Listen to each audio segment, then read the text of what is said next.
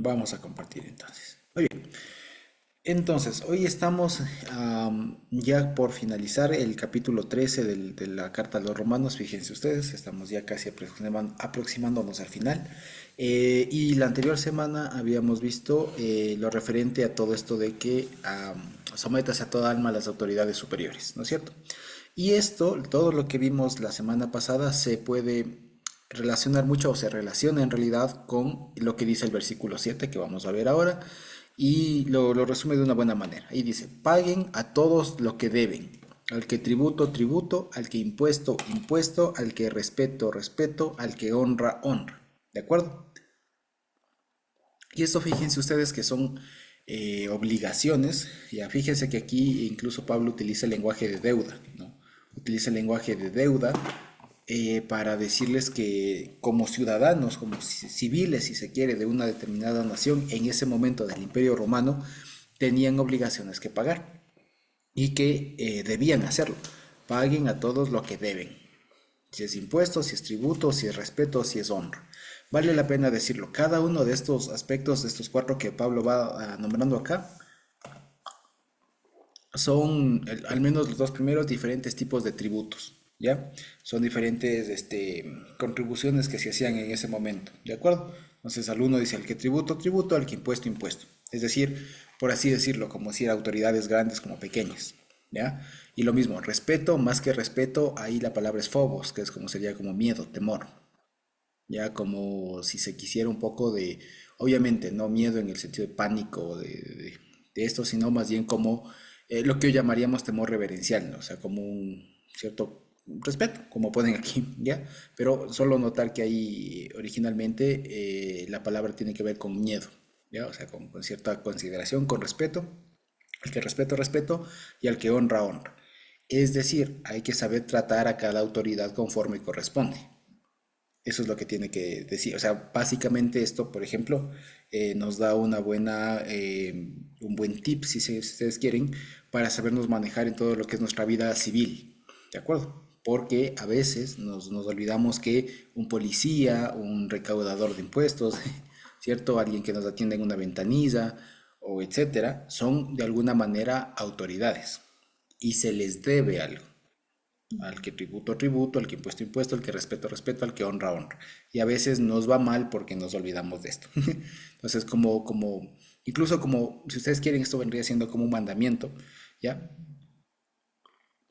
Nosotros debemos referirnos ¿cómo se dice? Y dirigirnos a las autoridades de este mundo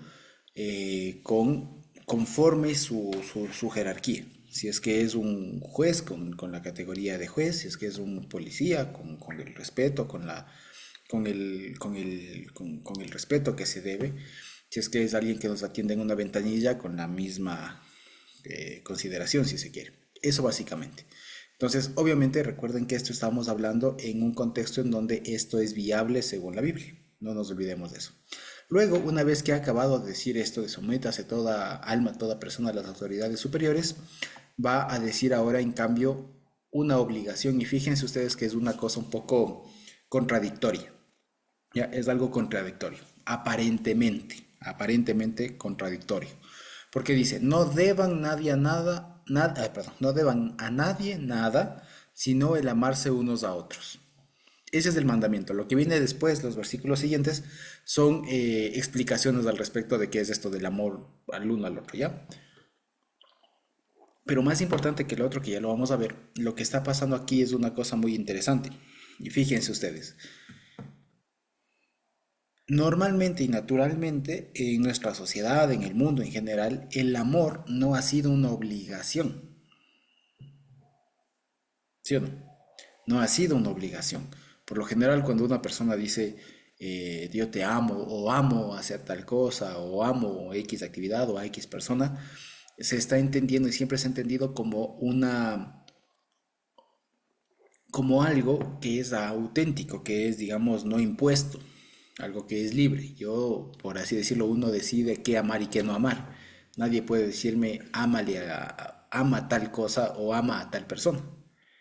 Sin embargo, fíjense ustedes que aquí Pablo entiende muy bíblicamente y bien el concepto de amor Y dice, no deban nada a nadie, sino el amarse unos a otros.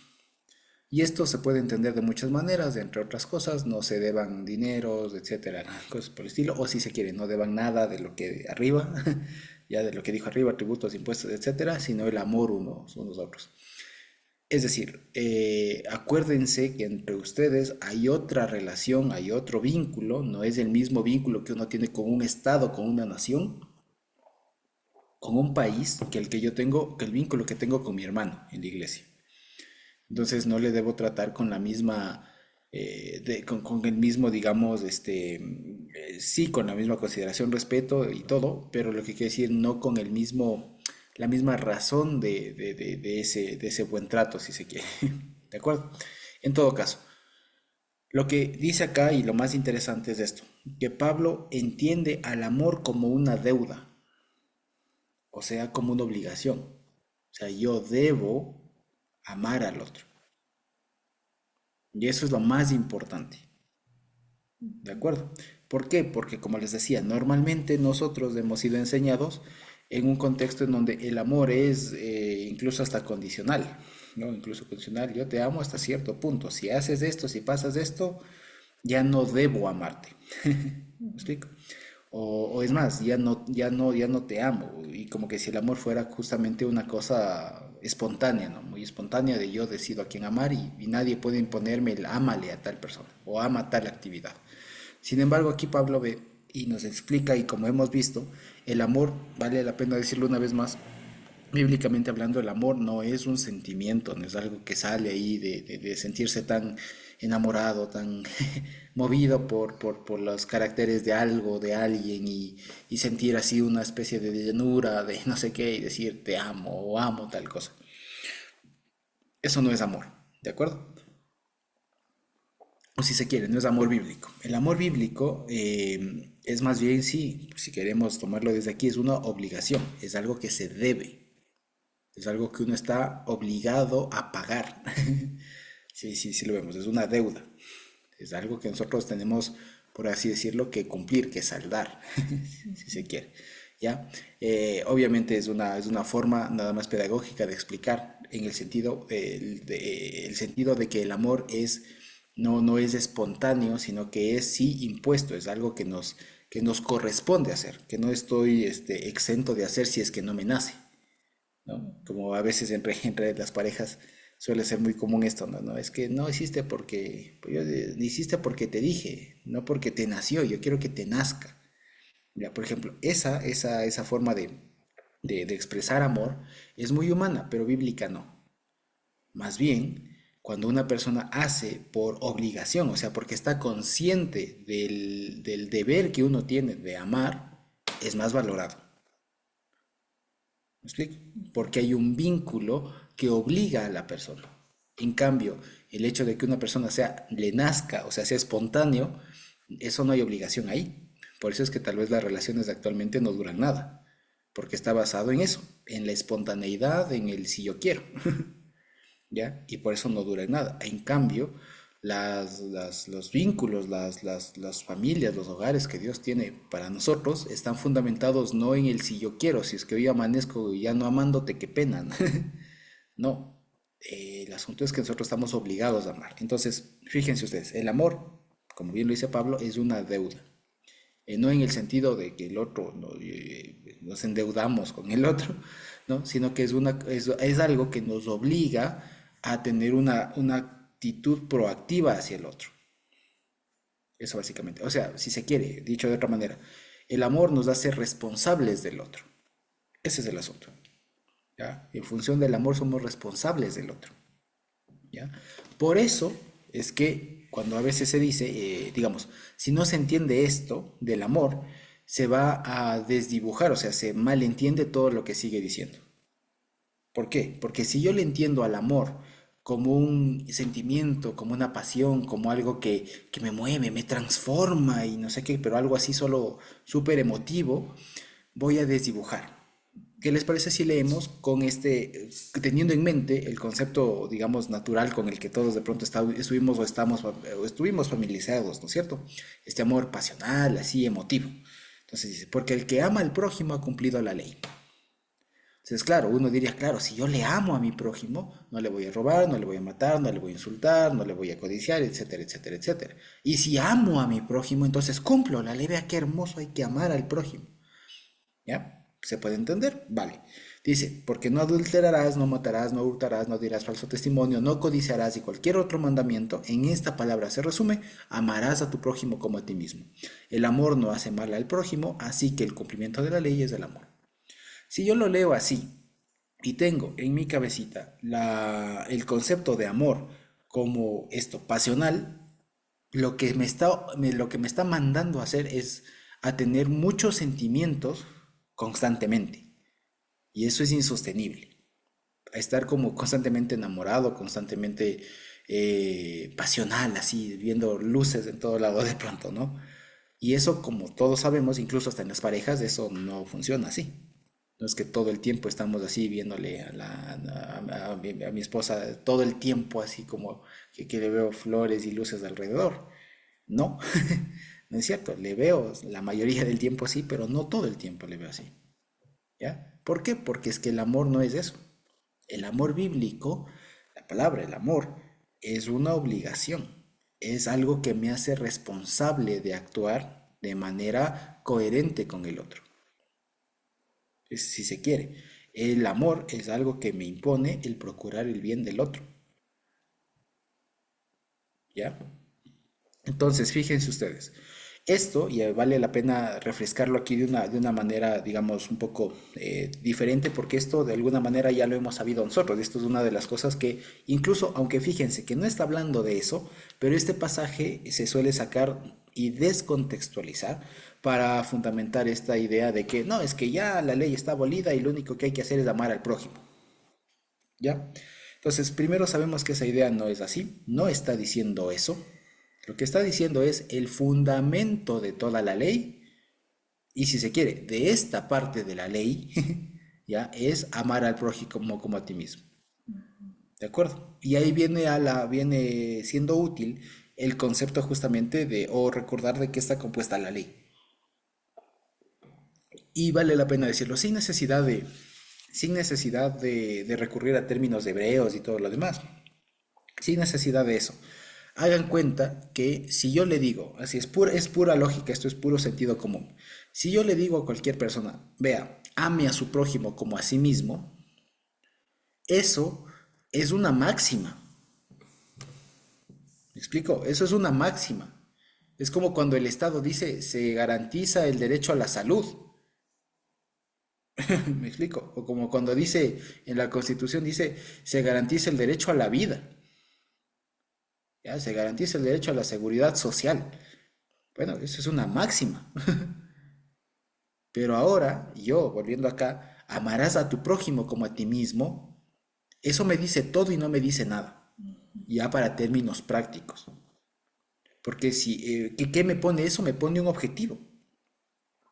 ¿Cuál es el objetivo? Y la orden es amar a tu prójimo como a ti mismo. Pero no me dice más.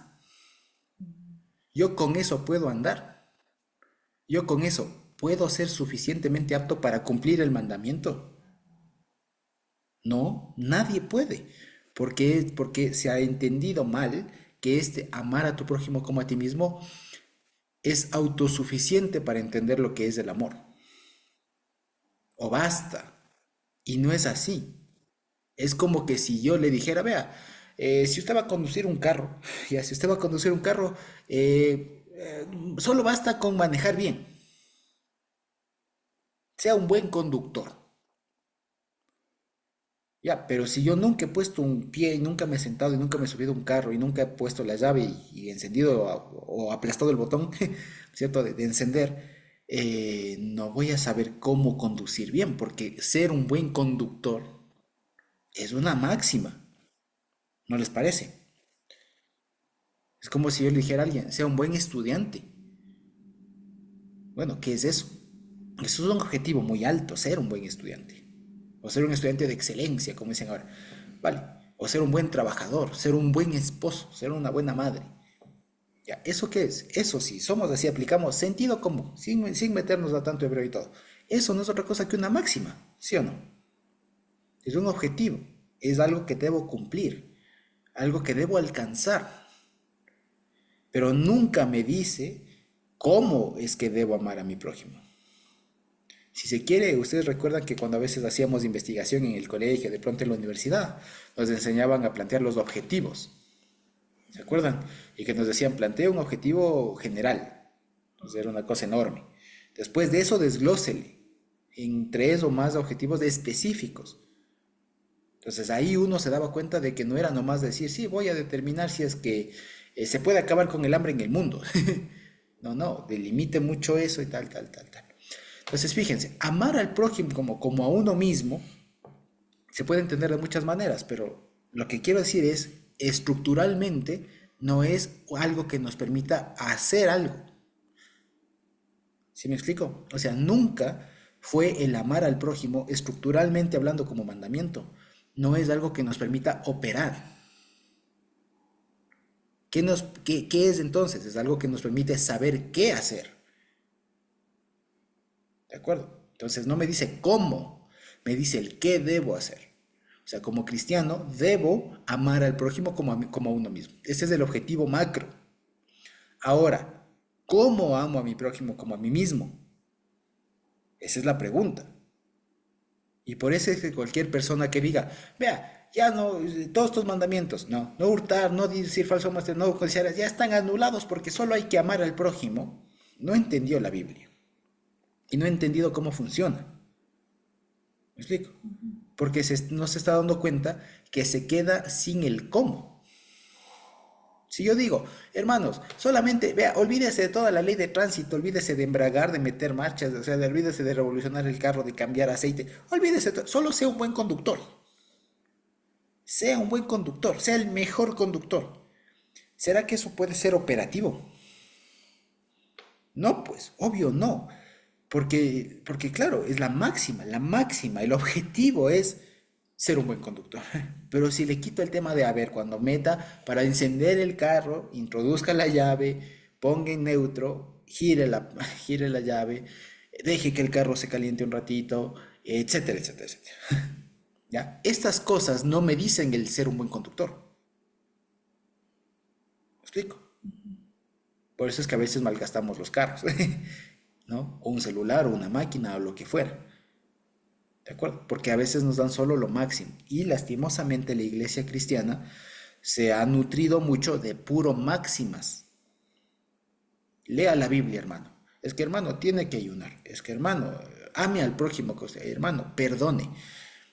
Ya, o sea, no, no. Esas son máximas. ¿De acuerdo? Así como cuando Dios dijo, por tal manera amó Dios al mundo, ¿ya? Que dio a su hijo, pero para dar a su hijo hubo un montón de cosas que hacer antes. Hubo pasos ya específicos que hacer. Entonces, por eso les digo, incluso, vea, por sentido común, y no hace falta, digamos, ser experto, ser teólogo, para darse cuenta que si yo solo me quedo con amar al prójimo como a uno mismo, me hago inoperante. O sea, es imposible amar al prójimo si solo me quedo con la directriz de ame al prójimo como usted mismo. ¿Me explico? Uno se hace inoperante. Es que el ejemplo, como les digo, es sea un buen conductor. ¿Y cómo se es un buen conductor? ¿Ya? Entonces, claro, lo que dice Pablo es que no se olviden de a dónde apuntan el no adulterarás, el no matarás, el no hurtarás, no dirás falso testimonio, no codiciarás. Dice, ¿eso a dónde apunta? Todo eso apunta a amar al prójimo como a ti mismo. O dicho de otra manera, yo amo al prójimo como a mí mismo porque no hurto, no le robo, no le digo falso testimonio, no le codicio, etcétera, etcétera, etcétera, etcétera. ¿De acuerdo? Eso básicamente. O dicho de otra manera, amar al prójimo se desglosa en un montón de actividades mucho más concretas, ¿ya? Que se pueden entender como, ahí sí ya mandamientos un poco más operativos, porque si ya me dicen no robes, no hurtes, ¿ya?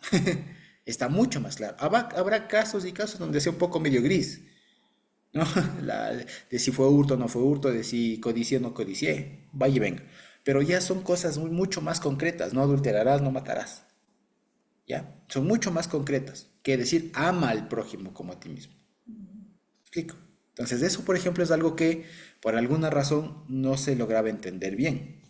Y es justamente lo que les digo.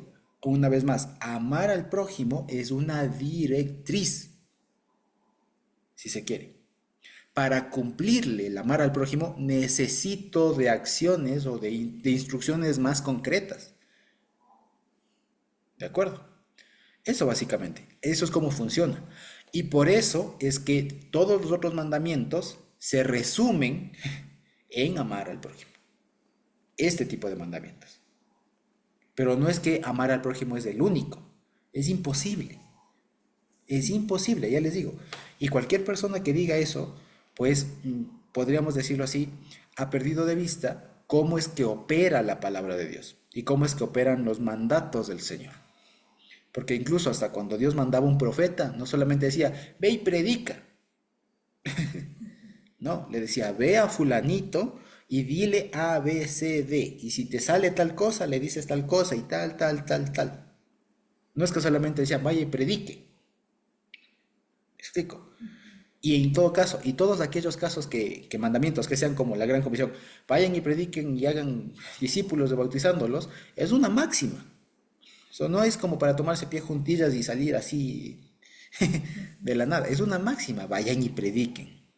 Ahora hay que ver a quién está dispuesto eso y todo lo demás y en qué condiciones y tal. ¿Me explico?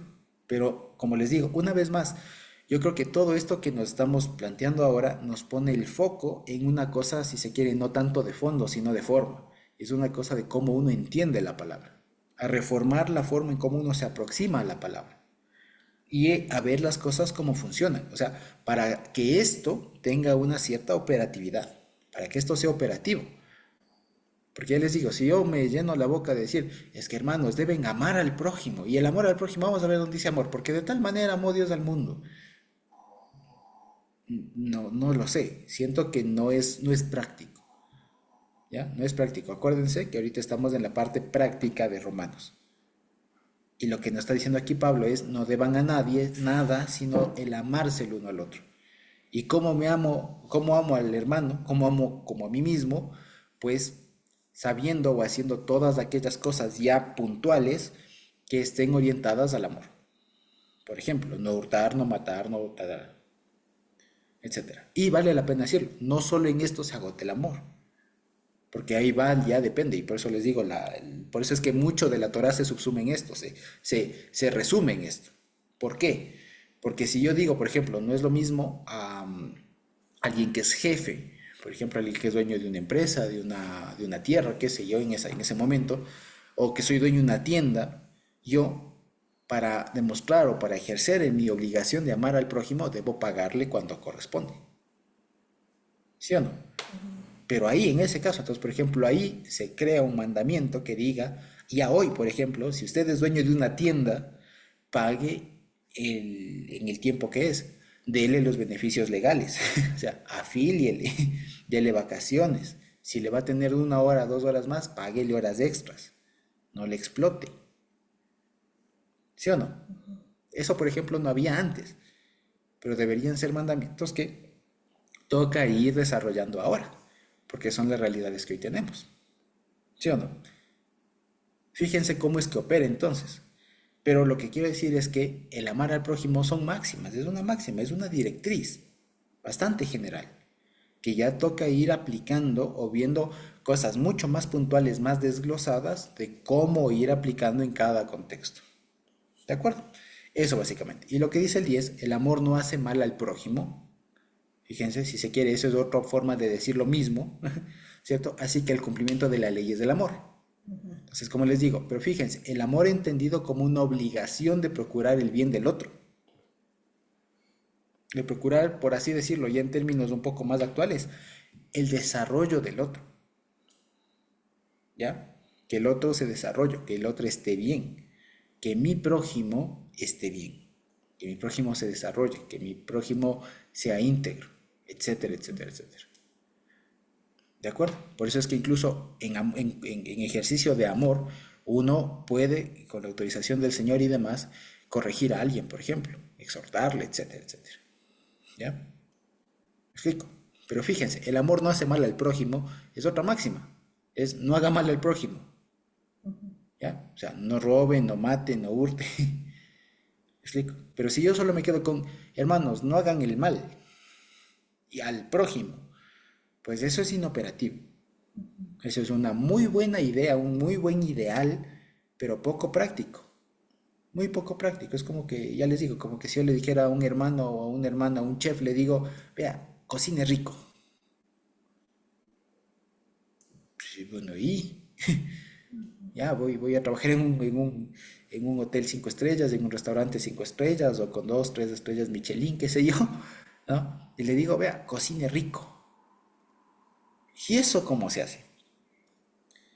Ya para hacer un plato rico debo seguir una receta, ciertos principios, ciertas cosas, procedimientos, tal, tal, tal, y ahí sale un plato rico. ¿Me explico? Lo mismo con el amor. Entonces, no pensemos que solamente teniendo la máxima de amar al prójimo ya se puede vivir. No se puede vivir así. No es posible vivir así. El amor al prójimo es una máxima, es una directriz que orienta todas nuestras acciones. ¿Ya? Eso básicamente. Entonces, eso es lo que se debe entender acá, con el tema de no deban nada a nadie, sino el amarse unos a otros. ¿Ya? Lo cual a nosotros como cristianos nos hace unas personas súper operativas y súper conscientes. Lo que, fíjense ustedes, incluso mucho hoy actualmente hay mucho desarrollo y está casi que de moda, por ejemplo, esto de ser responsable. Fíjense ustedes, si leen o si han estado al tanto, por ejemplo, de términos de psicología media moderna, hay mucho esto de la, ¿cómo es esto de la responsabilidad afectiva, por ejemplo? Entonces es hacerse cargo, dicen, ¿no? Es básicamente hacerse cargo de lo que uno dice y y de cómo aquello que uno dice, uno expresa, le impacta al otro. Entonces, si yo dije algo, pero lo dije de mala manera, soy responsable, tengo que hacerme cargo de que le afecte al otro porque le dije algo muy bueno, pero gritándole, o qué sé yo. Entonces hay que tener responsabilidad afectiva, dicen hoy. Bueno, la Biblia ya desde antes decía amele. Hoy hay término para eso. ¿Me explico? Entonces, por ejemplo, sea responsable efectivamente. Por ejemplo, ¿ya? Tenga responsabilidad afectiva, diríamos hoy. Que tenga ¿Ya? conciencia de que puede dañar a alguien con sus Exacto. actos. ¿Ya? Entonces, el asunto básicamente es eso. Tenga responsabilidad. Porque usted tiene responsabilidad. Los cristianos, los hijos de Dios, tenemos responsabilidad hacia los otros. ¿Ya? ¿Ya? De hacer y de no hacer. ¿Explico? Entonces, estamos obligados a amarle al prójimo. Y por cuanto amamos al prójimo, no robamos, no adulteramos, no mentimos, no les calumniamos, etcétera, etcétera, etcétera, etcétera. Y esas son expresiones del amor al prójimo. ¿De acuerdo? Eso básicamente. Ahora, los versículos que siguen, ¿de acuerdo? Del 11 al 14, son una parte un poco, ya no tanto como de prosa, si se quiere, sino un poco más como que vuelve Pablo a hacer referencia. Dicen algunos incluso que estos versículos pudieron haber sido posiblemente una frase que se podía haber usado en los bautismos, ¿ya? Una frase bautismal, dicen ustedes, como una fórmula bautismal, suelen decir algunos autores, ¿ya? Y tiene mucho sentido, ¿ya? Y dice, esto conociendo el tiempo, que ya es hora de levantarnos del sueño, porque ahora está más cerca de nosotros nuestra salvación que cuando creímos. La noche está avanzada y se acerca el día, desechemos pues las obras de las tinieblas y vistámonos las armas de la luz. Andemos como de día, honestamente, no en glotonerías y borracheras, no en lujurias y lascivias, y no en contiendas y envidia, sino vístanse del Señor Jesucristo y no provean para los deseos de la carne. Fíjense ustedes, esto, una vez más, si lo vemos estructuralmente, una vez más son máximas. Son máximas, vístanse como la luz, anden de día. Ya son máximas. En el medio dicen algunas cosas que son un poco más concretas. Por ejemplo, en el 13, anden como de día honestamente. ¿Y cómo es eso honestamente? No en glotonerías, borracheras, lujurias, lascivias, contiendas de envidia. Aunque lujurias algunos traducen ahí orgías. ¿De acuerdo? Que eran prácticas que en la época romana y griega se practicaban, digamos, de alguna manera con cierta apertura, digamos. O sea, no era como que algo, digamos, como algo como hoy, que de pronto es que uno, digamos, se acceda fácilmente. Ya, en esa época era un poco más accesible, por así decirlo. Entonces, por el sistema, por el sistema que operaba en la época, ¿no? El mismo sistema religioso y demás, pues propiciaba ese tipo de prácticas. Entonces, lo que aquí dice Pablo son algunas cosas puntuales: glotonerías, borracheras, orgías, lujurias, lascivias, contiendas de envidia, que obviamente no es del todo, son, digamos, aspectos muy importantes, pero que junto con todos los otros versículos y lo que dice ahí, lo que invita básicamente es a sacudirse, a levantarse y a vivir despiertos, ¿de acuerdo? A vivir despiertos, porque esto es cierto. A veces, digamos, ¿y en qué sentido podríamos entender esto ya hoy? Y con el contexto de Romanos. En el sentido de que hay dos formas de dormirse, por así decirlo, ¿no? Hay dos formas de dormirse en el cristianismo, por así decirlo. La una, que es dormirse en cuanto al conocimiento del Señor, o sea, la típica: no estudio, puedo ser alguien muy ético, muy, muy correcto, muy amoroso en los términos que he hablado, ¿no? Soy muy proactivo en cuanto al amor, pero me duermo en el conocimiento. Si le pregunto por qué lo hace, no sabe, ¿ya? O la otra, que le he dedicado mucho énfasis al estudio y me puedo dormir en las obras, en la práctica, si se quiere, ¿ya?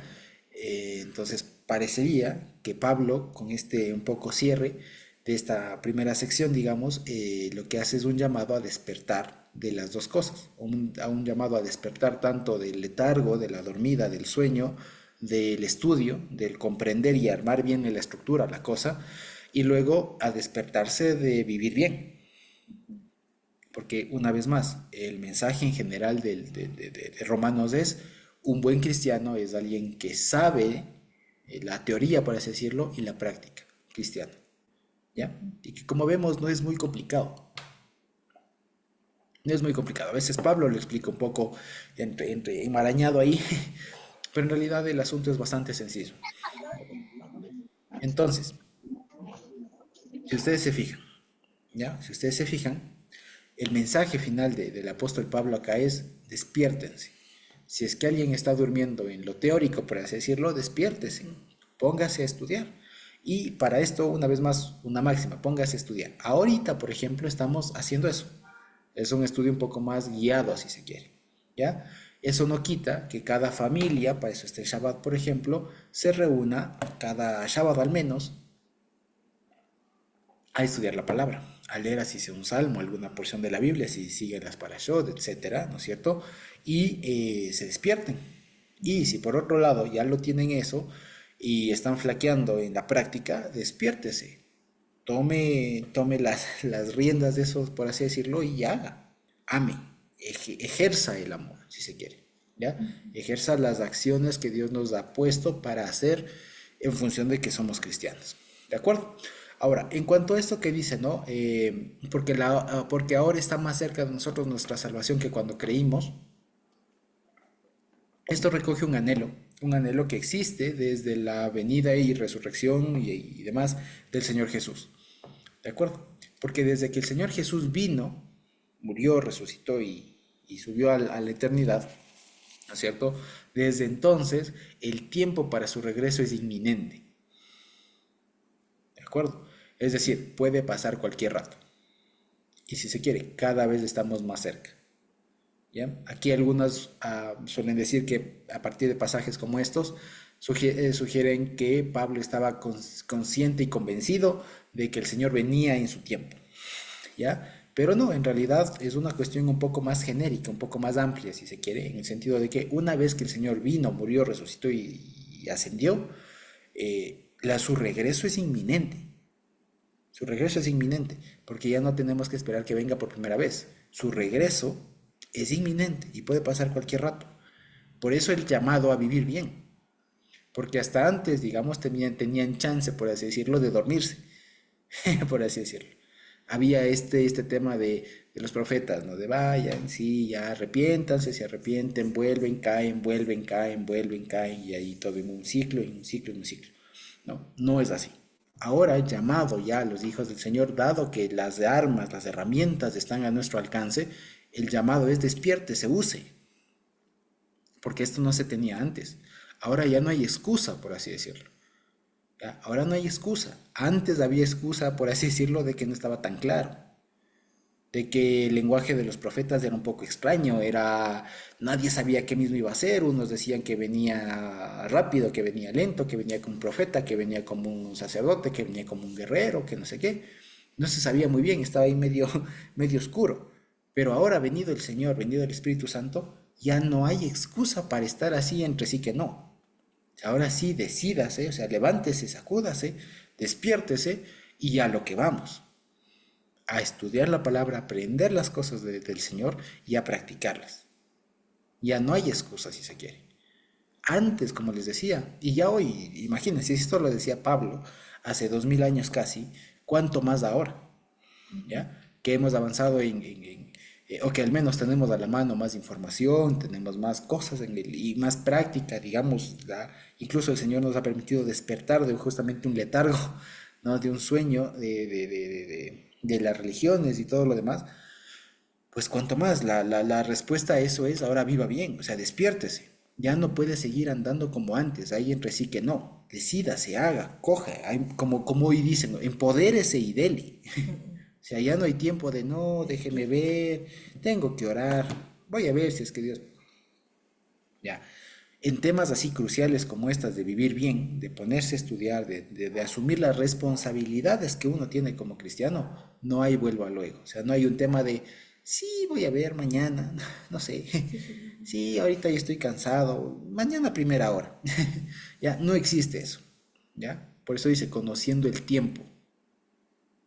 Entonces ahorita, dada todas las circunstancias que nos rodean, que el Señor ha venido, ha dado su vida, las cosas están muchísimo más claras de cómo funcionan, ya no hay excusa de estar ahí entre sí que no. O sea, si es que alguien tiene una concupiscencia, alguna cosa, algo que todavía le tenga ahí medio raro, pare, corte ahorita mismo. O sea, no es un tema de, no, sí, eso es una lucha que vengo cargando años y sí, es duro, o sea, eso es entendible en algunos casos, pero métale ganas, quiero decir, ¿no? O sea, tome cartas en el asunto, no siga arrastrando esas cosas, ¿ya? Y si es que está consciente de que tiene algo que le viene arrastrando años, que sí, ya de cambiarle pedido al Señor, ya bueno, tome cartas en el asunto, haga, pida, si es que hay que orar, ore, si es que hay que ayunar, ayune, si es que hay que cambiarse de casa, cámbiase de casa, si es que hay que hacer algo, haga algo.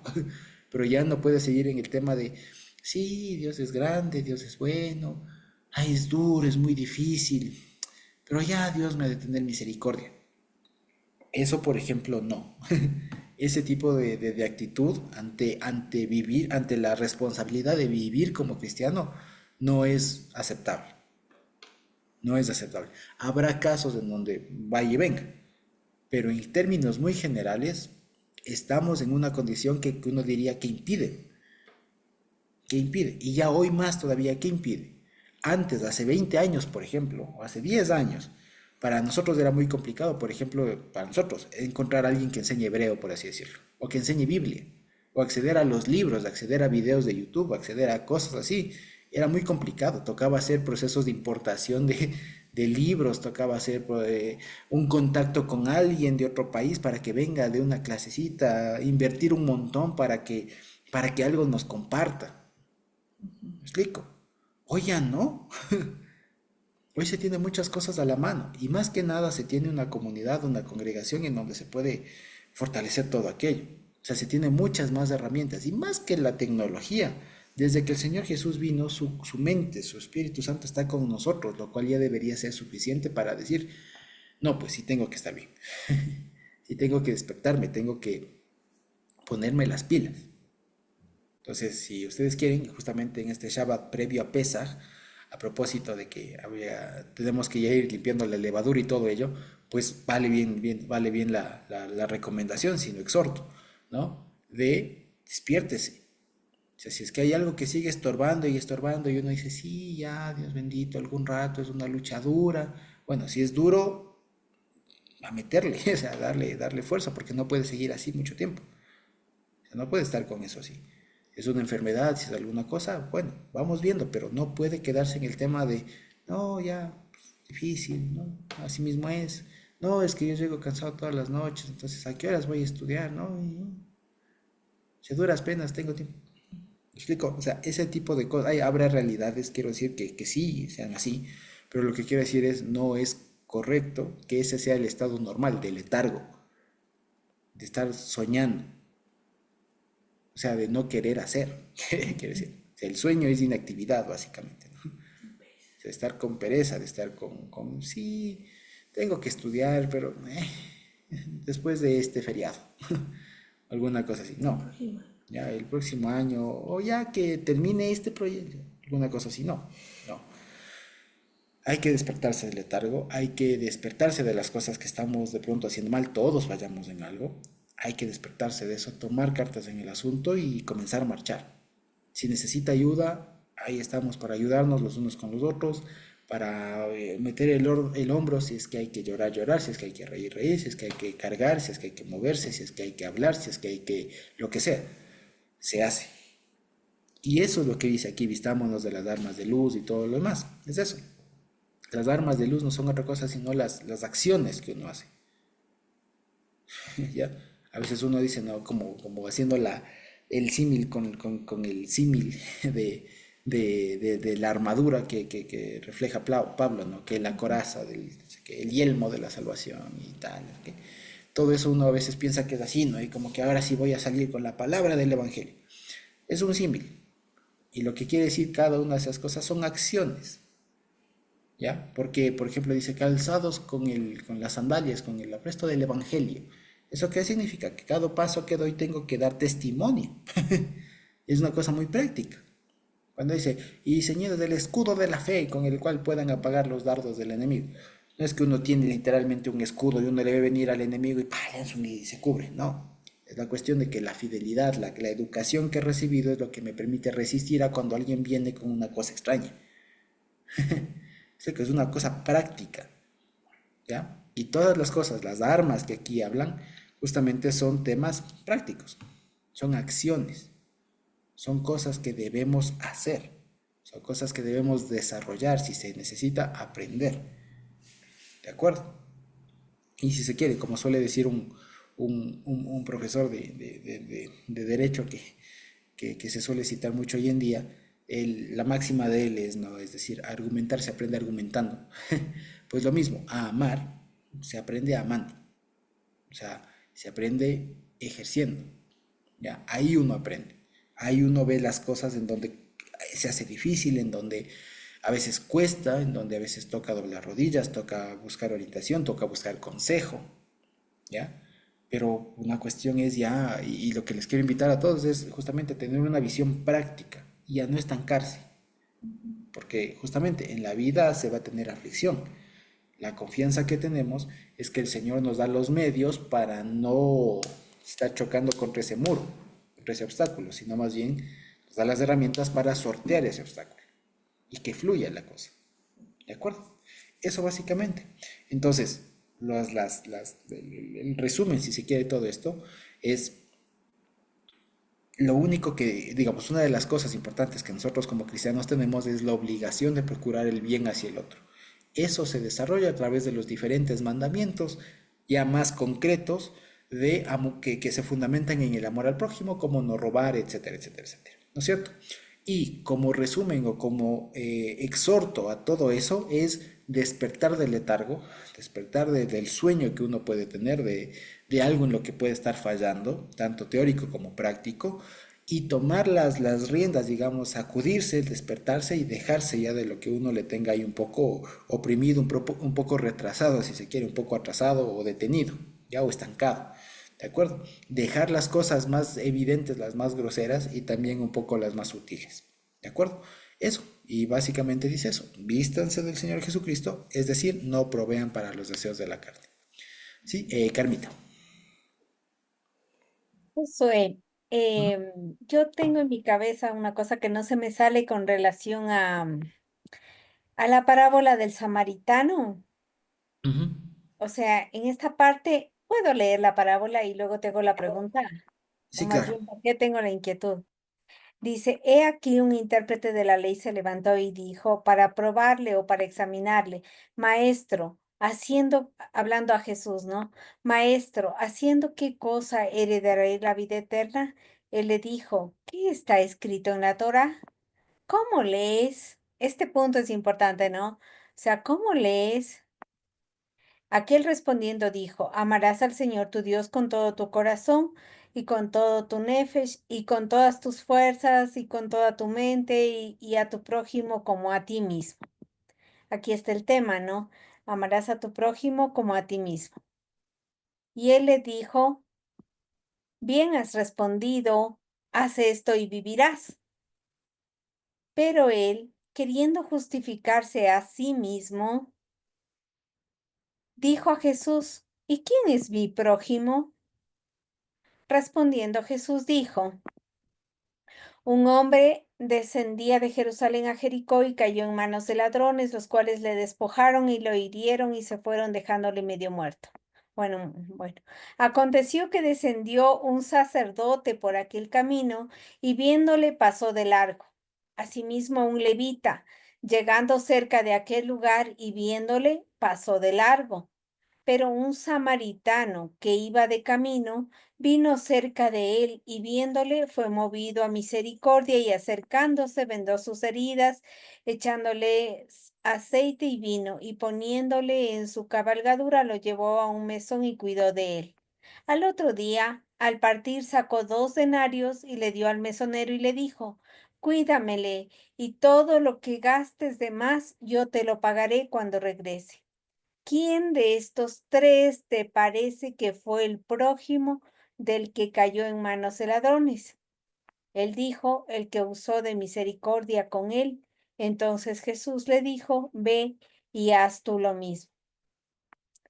Normalmente, si Jesús no hubiese concluido lo que concluyó, si nos preguntaran cuál de estos es el prójimo, parecería que fuera el hombre que estaba caído, porque dice, amarás a tu prójimo como a ti.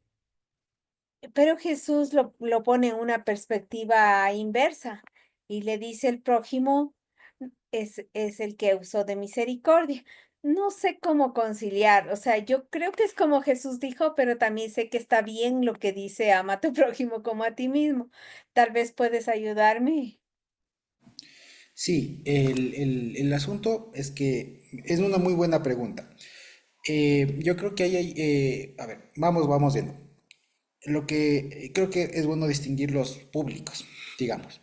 Cuando el Señor Jesús está hablando con este hombre conocedor de la ley en los tiempos de Jesús, con alguien conocedor de la ley en Israel. Lo que está acá citando Pablo, está citándoles a una iglesia que se está formando, que ya está formada. Entonces son dos contextos diferentes. La primera, con el Señor Jesús, era porque en la época se había entendido que la palabra prójimo, ustedes saben, digamos, que el pueblo judío siempre ha sido muy técnico, por no decir legalista, ¿no? Entonces cuando dicen amarás, bueno, ¿qué es amar? Al prójimo, bueno, ¿qué es el prójimo? Entonces se entendía en la época que la palabra prójimo era solamente el israelita. Entonces, si es que alguien no era israelita, no estaba uno obligado a amarle. ¿De acuerdo? Entonces, por eso es que la pregunta del Señor Jesús le dice, ¿quién fue el prójimo? O sea, para el publicano creo que es que le pregunta, le está preguntando no quién fue el sujeto del mandamiento, ¿no? Sino le está diciendo quién fue el que se portó como hijo de Dios, Ujú. como israelita, porque para el conocimiento de ellos del prójimo era solamente el judío. Entonces el que le está diciendo es quién fue el prójimo, quién fue el hijo de Dios, el que usó de misericordia. No dijo el samaritano porque se disparaba en el pie, porque no se caían, ¿no? Entonces esa es la explicación ahí, digamos, y no riñe con lo otro, porque en ese momento estaba hablando dentro del concepto o de cómo se había interpretado la palabra prójimo. Entonces el Señor Jesús lo que le dice es, ama a tu prójimo, o sea, ama no está bien entendida la palabra prójimo, es lo que le estaría diciendo. Y la parábola sirve para explicar eso. que el prójimo no es solamente el judío. Prójimo, o sea, un hijo de Dios, o alguien, digamos, el prójimo, es alguien que incluso tú en esa época aborrecías. Y lo que le estaba mandando, en últimas, es amarle a un samaritano. Porque si él dijo quién es el prójimo y le dice el que usó de misericordia y cuando le dice veías tú lo mismo, no le está llamando solamente a ve y cuida del que del que le robaron, del que le maltrataron, sino le está diciendo ve tú y ama al samaritano, al que tú no consideras prójimo. Porque el judío en la época, hasta ahora, no le consideran prójimo el samaritano, no le consideran sujeto de su amor, les desconocen. Ese es el asunto.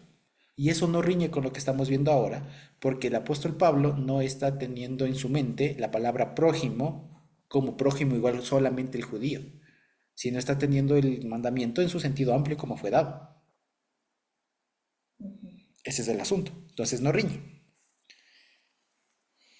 Eso.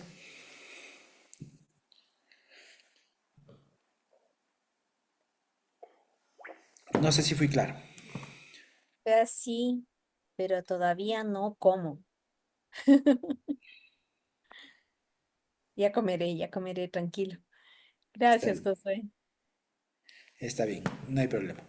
Eso básicamente. Entonces, bueno, en todo caso, el mandamiento, como fue dado, digamos, en Levítico, estaba considerado para amar al país, digamos. Lo que pasa es que esto, digamos, a veces uno a veces se hace un lío justamente por eso, ¿no?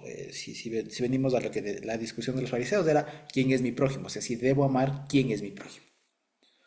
Entonces, claro, como decíamos, ¿Amaron ellos todos o solo claro, algunos? ¿a quién debo amar para cumplir el mandamiento? Porque si debo amar al prójimo, debo saber quién es mi prójimo. Y es una pregunta legítima. Pero el asunto es que ellos dijeron solamente al judío. Pero el problema, el asunto, es que cuando fue dado el mandamiento allá en Levítico, el pueblo estaba en el desierto. Y el pueblo estaba configurado por las 12 tribus del pueblo de Israel y un montón de gentiles.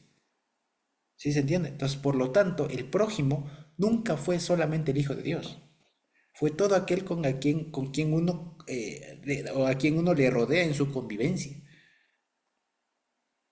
Ese es el asunto. O sea, creo que no se vio quién era el prójimo cuando fue dado en todo caso, Ujú. ¿ya? Y amar al prójimo está dado en un contexto de convivencia.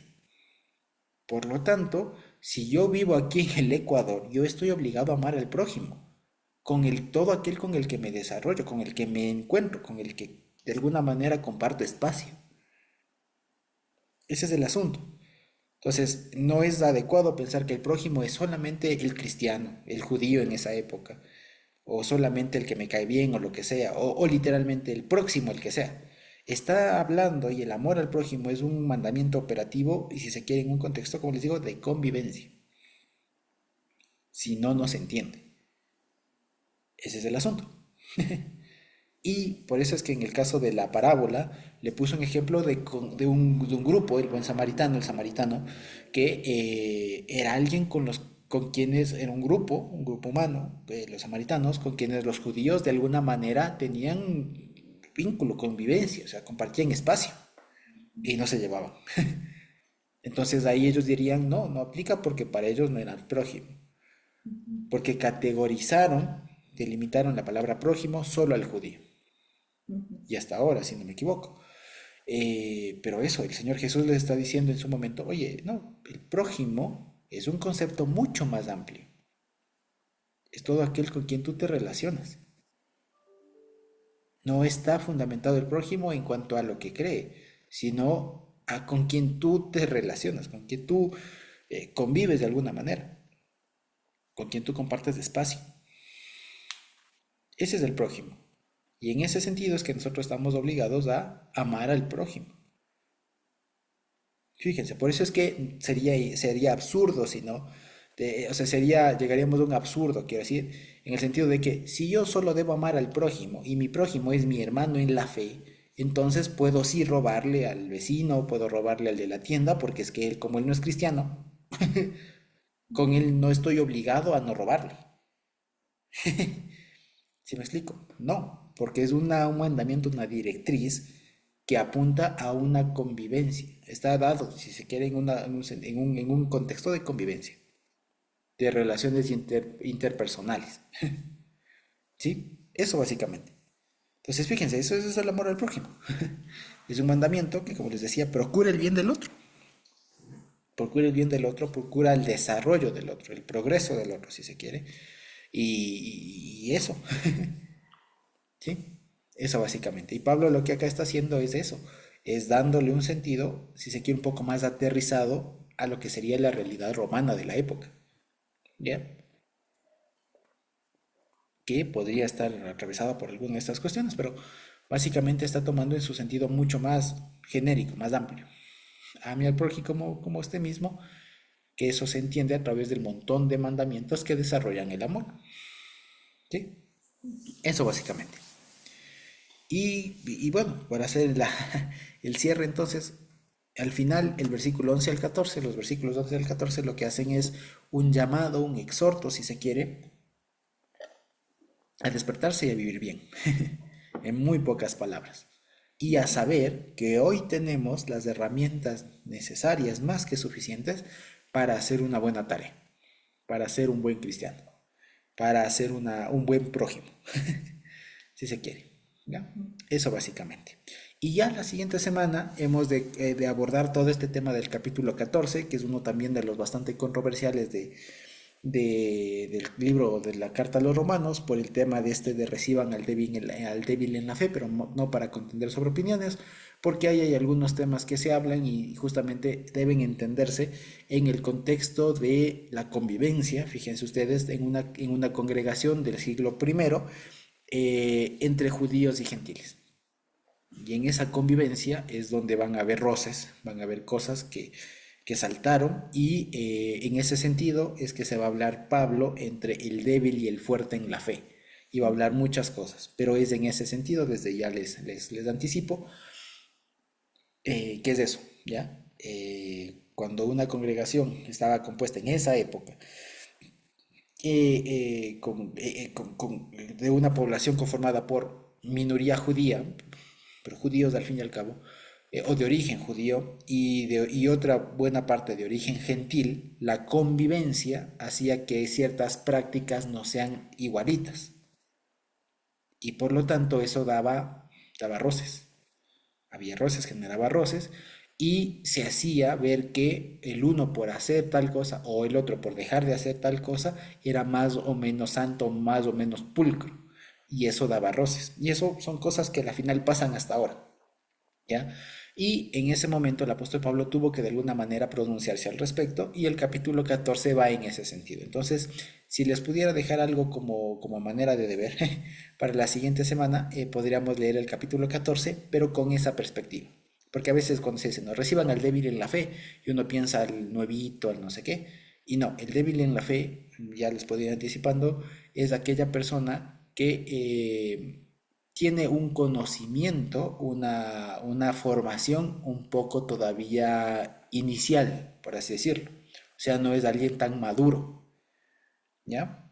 Y que justamente por alguien que está iniciando, es mejor y a veces es más provechoso que tome algunas cosas así al pie de la letra, digamos, ¿no es cierto? A diferencia de pronto que alguien un poco más maduro puede entender cómo es que funcionan las cosas.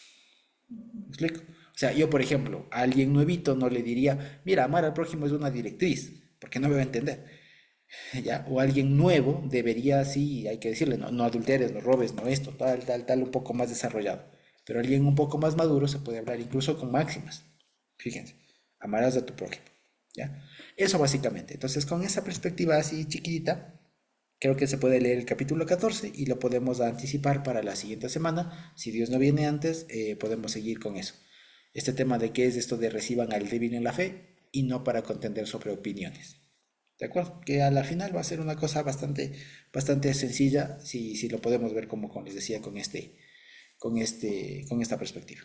¿Sí? Eso básicamente. No sé si tenemos alguna otra pregunta, algún comentario. Y si no, podríamos ir terminando por ahí. Es una cosa. Sí. Estaba viendo que la palabra prójimo en Ujú. hebreo, ¿no? Como que tiene una raíz asociada a la palabra que deriva de pastor. O sea, es como, o sea, entender que prójimo es como el que está en el rebaño contigo, es más o menos lo que tú decías, ¿no? Que ocupa, que convive contigo, que ocupa lugar ahí mismo, Ujú. al que está en tu rebaño o al que, no, o sea, yo digo así, ¿no? Pero es que porque no me había dado cuenta de dónde nacía esa palabra. Ajá. Así es, tal Mm. cual. Vecino, inclusive, ¿no? Exacto, vecino. La palabra más propia es vecino. No, la verdad no sé por qué pusieron prójimo, pero es la cosa es vecino, es el que comparte el vecindario. Y eso, Ujú. es eso. Ajá, eso. Entonces, ¿quién de estos tres fue prójimo? El que le reconoció como vecino. Ujú. Exacto, el que se responsabilizó del otro. Claro, porque le aceptó, porque no le tuvo, tú no nada tengo que ver contigo. Ujú. Exacto. Gracias, gracias. Con todo gusto, Carmita. Quizá algún hermano más, hermana más tiene alguna pregunta, algún comentario. Y si no, podríamos ir terminando por ahí. ¿No? Ok, espero haber sido claro. Y si no, con todo gusto, la siguiente semana podemos continuar. Dios bendito.